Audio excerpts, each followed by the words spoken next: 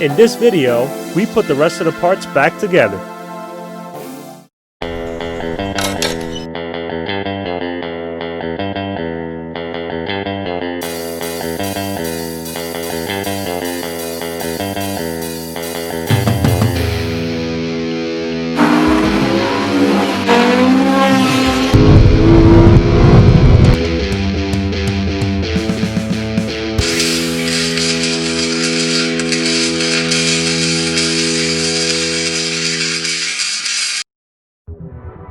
Since the bottom of the intake area is not together, it's a perfect opportunity to replace the coolant system thermostat.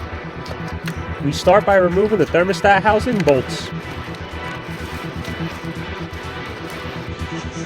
After setting up the drain bucket underneath the car, we remove the thermostat housing out and take note of the position that the thermostat rests on.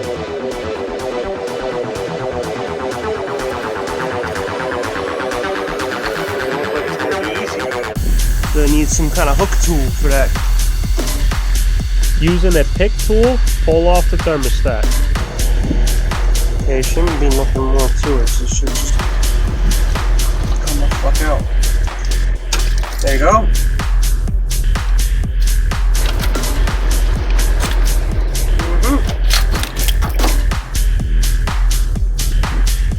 Next, using a Scotch-Brite pad and brake clean mating surfaces off the thermostat housing. Gonna get it right there, right where the bolt is.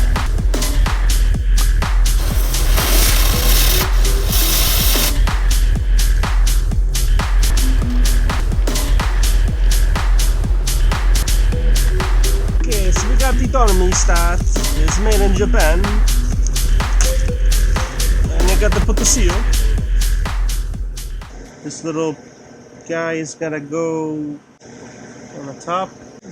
There's a cut in the middle. I'm gonna get that in between. Probably should do it this way. This is a little more harder to line up. Alright. And now we work our way up. Very, very nice. When you live in a different state that's really hot, I guess you would want to go with something that opens earlier. It's always hot over there, or depending on your application. But for here, since it's daily driven and I need the heat in the wintertime, I'm going to just stick with the OEM stuff, because it sucks when you put a performance thing and in the wintertime it's a little bit too efficient, where it just blows like cool air. So, learned that lesson a long time ago. So you want to have that kind of in the middle of that dimple, and there you go. That's how it should be. So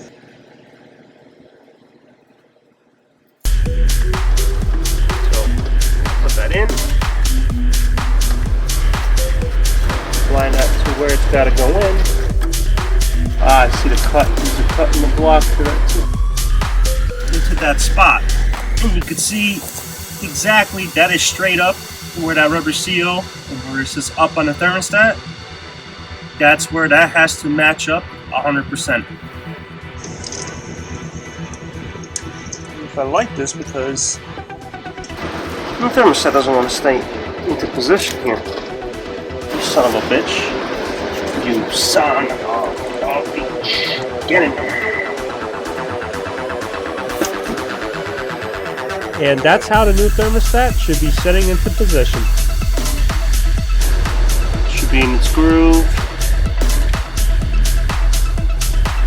Now install the thermostat cover and torque bolts down to 12 Newton meters.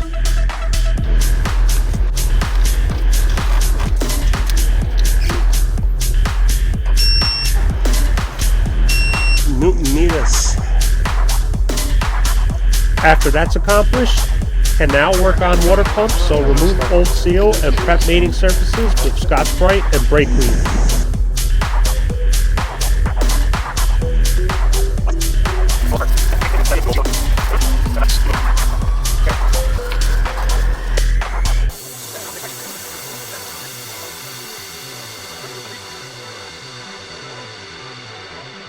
Now install the new water pump seal.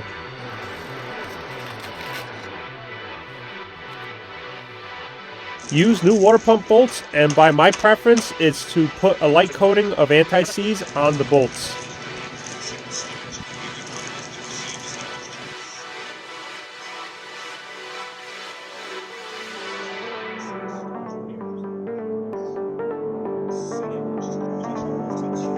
Next, install a new water pump and have bolts all lined up in their spots a few turns in.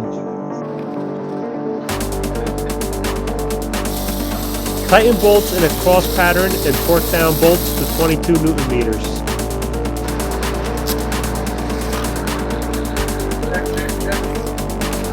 Another sequence. Now install the water pump pulley. Again, my preference is to put a drop of Loctite on each pulley bolt before it gets torqued down. This will help prevent the bolts from loosening up under constant vibration from the engine running. Using pry bar to lock in the pulley, torque down each pulley bolt to 14 Newton meters.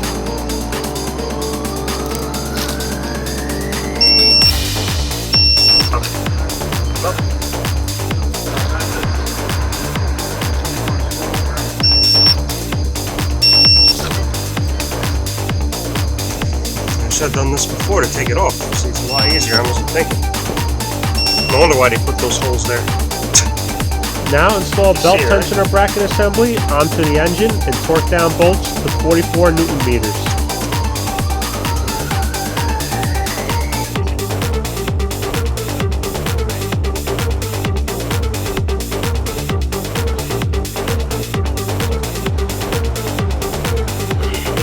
Next, install a water bypass tube to the block and install hose.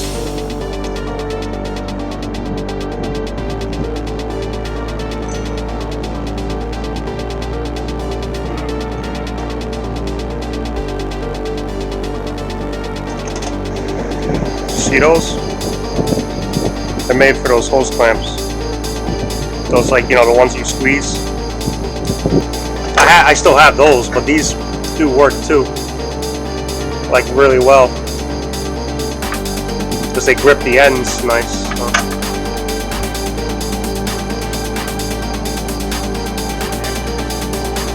Now install and bolt down bracket support for the intake manifold.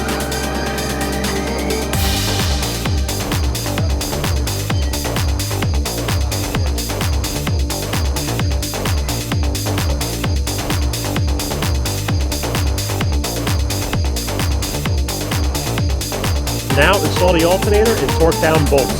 Since the water pump is new, the alternator dowel pin is pushed back. If you're just installing the alternator back on without replacing the water pump, the dowel pin must be pushed back with a C-clamp and a socket, or you will have a difficult time installing back the alternator into position. Next, install the drive belt. If you're using the drive belt, be sure that the belt is put back in the same direction it came off. You can see the arrow that I marked on the belt. After that, clean mating surfaces on top of the cylinder head for the valve cover.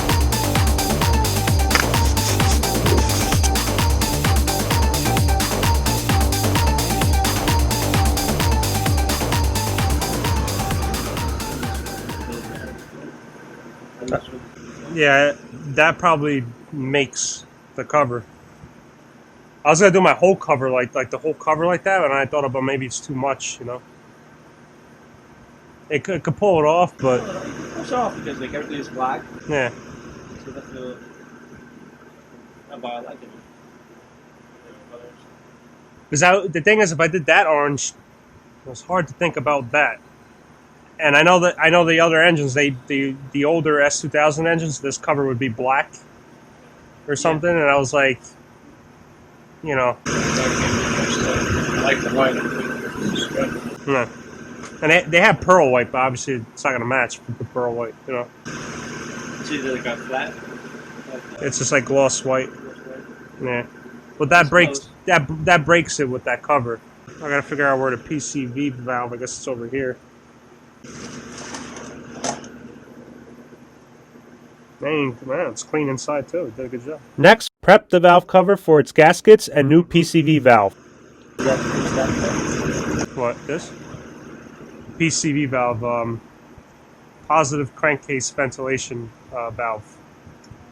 So that takes all the the fumes that combustion goes in a cylinder. It produces like a gas, and sometimes the piston rings and the engine goes up and down. Those gases go past the rings and they go into the crankcase and the oil and stuff. So that pressure could build up. This is kind of like if it builds up too much pressure, it releases it back into the intake manifold and it gets burnt out again. Because it's that's why the oil smells like gas. Because sometimes the combustion, it goes through the rings, so it absorbs and it builds pressure in the thing, and then this will kind of direct that burnt gas back into the manifold, and then it gets burned again. That's like a way to control it. I guess every car has a different system, but it's similar. They all have something that regulates it. This is probably being a better way of doing it. Again, preference on putting anti-seize on threads of the PCV valve. Install and torque down PCV valve.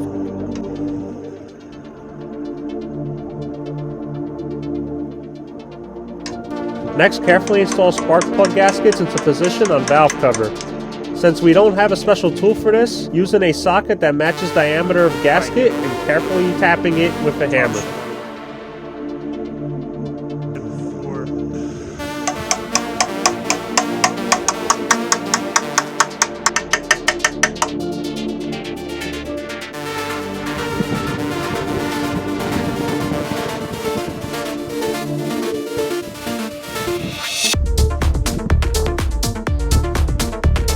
Now install a new valve cover gasket.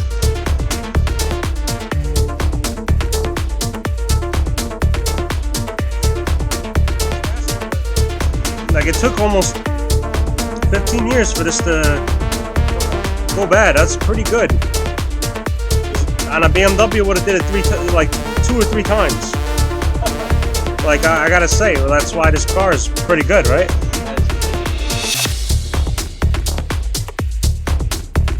Again, to preference, we're using a dab of silicone on the edge of the gasket towards the rear of the cover so it doesn't roll and or fold over when installing the valve cover onto the head.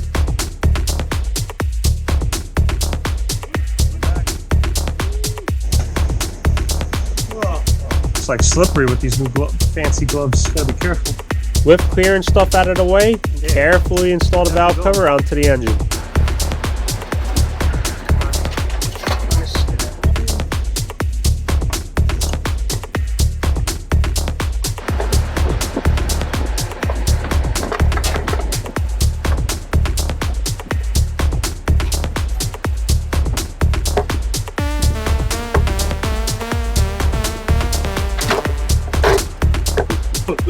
I don't really want to do, but it's okay.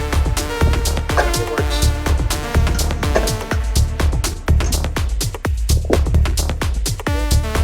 I don't think that gasket moved. That's kind of like locked in there. Okay. Okay.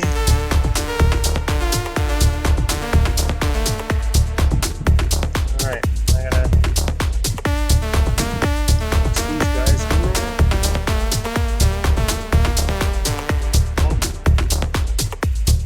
The spark plug ones, you gotta kind of feed it in the.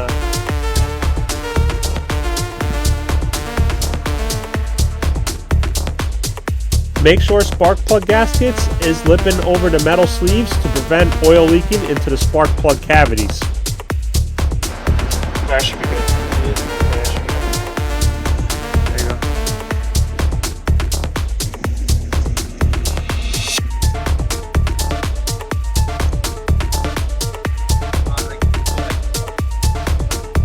Yeah, it's like I never thought of. I would never have thought of choosing white, and then I thought about it with the cover. So I think when I put that trim cover, it makes the whole. Yeah.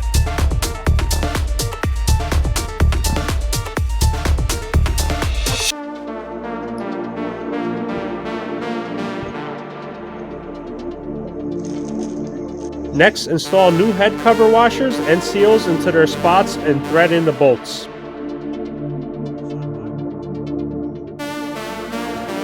Tighten valve cover in steps and in sequence. Then finally torque down bolts in sequence to 12 Newton meters. Next, install both camshaft position sensors with new seals. Install ignition harness into position, install all spark plugs, and install ignition coils. I'm making popcorn. Yeah, like the new exhaust, you just do the popcorn. Oh, you call it popcorn? Making popcorn?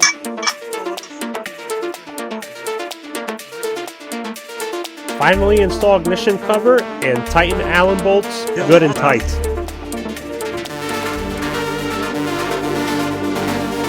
It actually looks like a Formula 1 thing almost. Like the way it's set up. Stay tuned to the next video. After all that hard work, we are finally ready to crank over the S2000. So if you like what you saw today, please hit like, share, and subscribe. This will help support the channel. Just as you, the viewer, we also have to work to pay our bills, which that takes time away from the video editing. We're not rich, we're not sponsored, and we don't have mommy and daddy funds to support our projects being filmed and the camera equipment to capture those moments. So a moment of your time by hitting like and subscribe can accelerate our challenges and progress for this channel. Thanks for watching. Stay tuned.